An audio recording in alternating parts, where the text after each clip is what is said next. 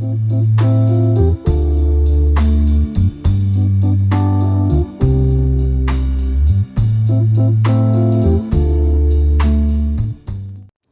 शांति।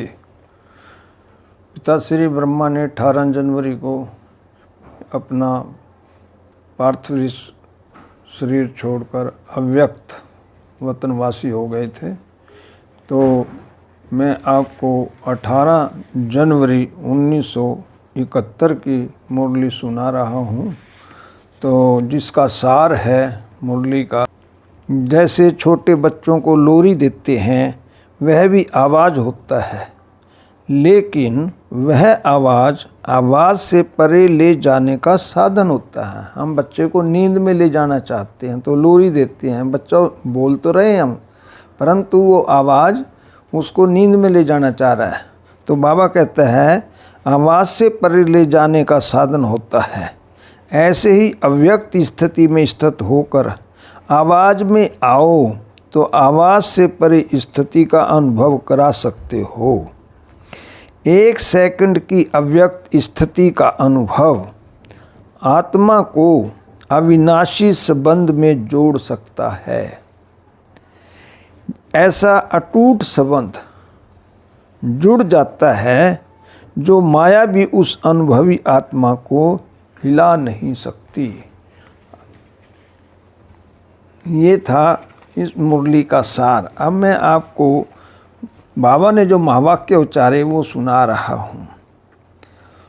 आवाज़ से परे जाने का दिन रखा हुआ है 18 जनवरी, क्योंकि बाबा व्यक्त हुए तो ये अव्यक्त दिन कहलाता है। वैसे तो सारे मास को हम अव्यक्त मास बोलते हैं, परंतु इस दिन तो खास सब बच्चे, ब्राह्मण बच्चे मौन रखते हैं। तो बाप दादा भी आवाज़ में कैसे आएं? आवाज़ से परे रहने का अभ्यास बहुत आवश्यक है। आवाज़ में आकर जो आत्माओं की सेवा करते हो, उससे अधिक आवाज़ से परे स्थिति में स्थित होकर सेवा करने से सेवा का प्रत्यक्ष प्रमाण देख सकेंगे। बाबा का भाव है कि हम वैसे भाषण करेंगे उसकी बात अलग है, परंतु अव्यक्त स्थिति में हम जब 2 शब्द ही बोलेंगे वो उनको ज़्यादा इफ़ेक्टिव होंगे। अपनी अव्यक्त स्थिति होने से अन्य आत्माओं को भी अव्यक्त स्थिति का 1 सेकंड में अनुभव कराया तो ये प्रत्यक्ष फल स्वरूप आपके सम्मुख दिखाई देगा।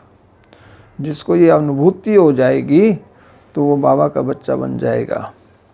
आवाज़ से परे स्थिति में स्थित हो, फिर आवाज़ में आने से वह आवाज़ नहीं लगेगा, वो लोरी की तरह होगा।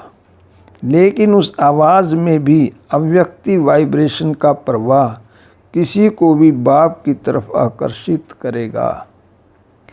वह आवाज़ सुनते हुए उन्हों को आपकी अव्यक्त स्थिति का अनुभव होने लगेगा।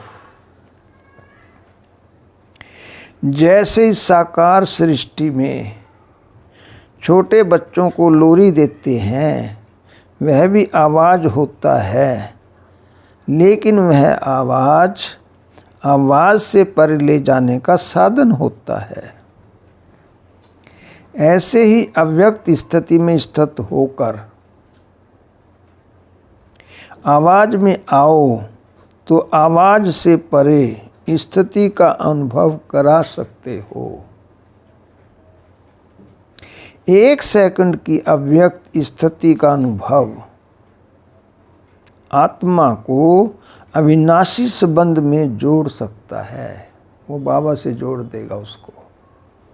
ऐसा अटूट संबंध जुड़ जाता है जो माया भी उस अनुभवी आत्मा को हिला नहीं सकती।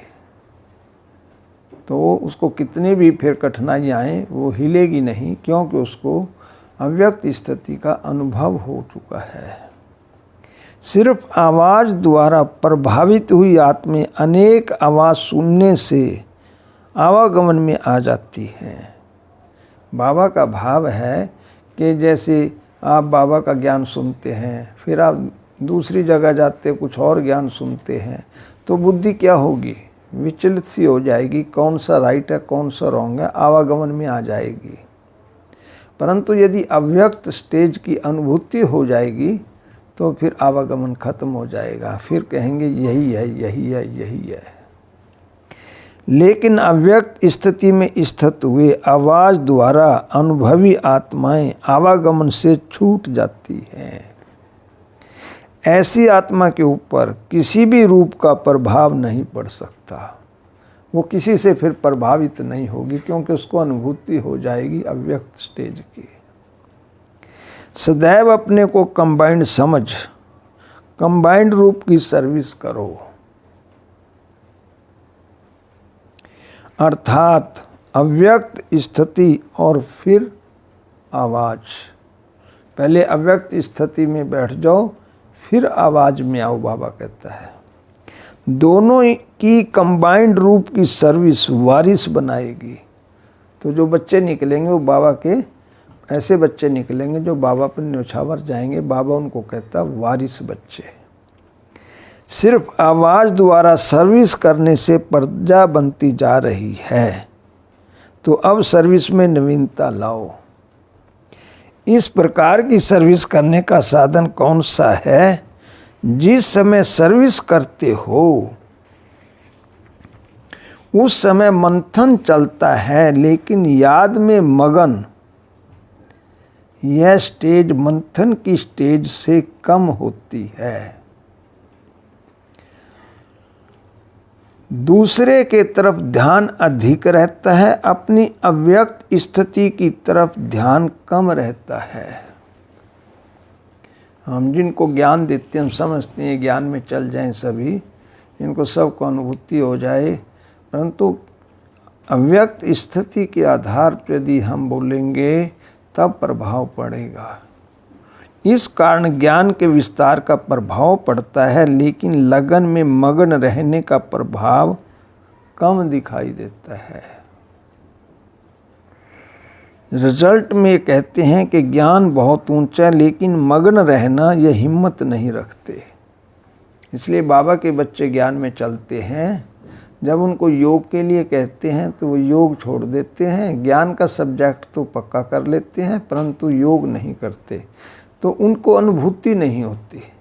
वो कभी भी ज्ञान छोड़ सकते हैं, परंतु जिसको योग की अनुभूति हो जाती है तो वो कभी ज्ञान नहीं छोड़ता, वो ज्ञान में परिपक्व चलता है। बाबा ये कह रहे हैं, ये हिम्मत नहीं रखते, क्योंकि अव्यक्त स्थिति द्वारा लगन का अर्थात संबंध जोड़ने का अनुभव नहीं किया है। बाकी थोड़ा कणा दाना लेने से प्रजा बन जाती है। अब के संबंध जुटने से ही भविष्य संबंध में आएंगे, नहीं तो प्रजा में। तो नवीनता यही लानी है जो एक सेकंड में अव्यक्ति अनुभव द्वारा संबंध जोड़ना है। संबंध और संपर्क दोनों में फर्क है। संपर्क में आते हैं, संबंध में नहीं आते हैं। इसका अंतर क्या है? संपर्क में तो आ जाएंगे, कभी कभी आश्रम आ गए, हम हफ्ते में आ गए, 15 दिन में आ गए, बहन जी ओम शांति आके कर लेंगे, परंतु संबंध में नहीं आते। इसका भाव है कि डेली रेगुलर बाबा के बच्चे नहीं बनते हैं, और बहनों से डीपली संबंध नहीं उनका बन पाता है, बाबा से डीपली संबंध नहीं होता है, यज्ञ से डीपली संबंध नहीं होता है। आज के दिन अव्यक्त स्थिति का अनुभव किया है, क्योंकि ये अव्यक्त दिन होता है, तो इस दिन सब मौन में रहकर बाबा को याद करते हैं। ऑफिस से भी छुट्टी लेते हैं, दुकानदार दुकान छोड़ देता है, योग में रहते हैं सारा दिन।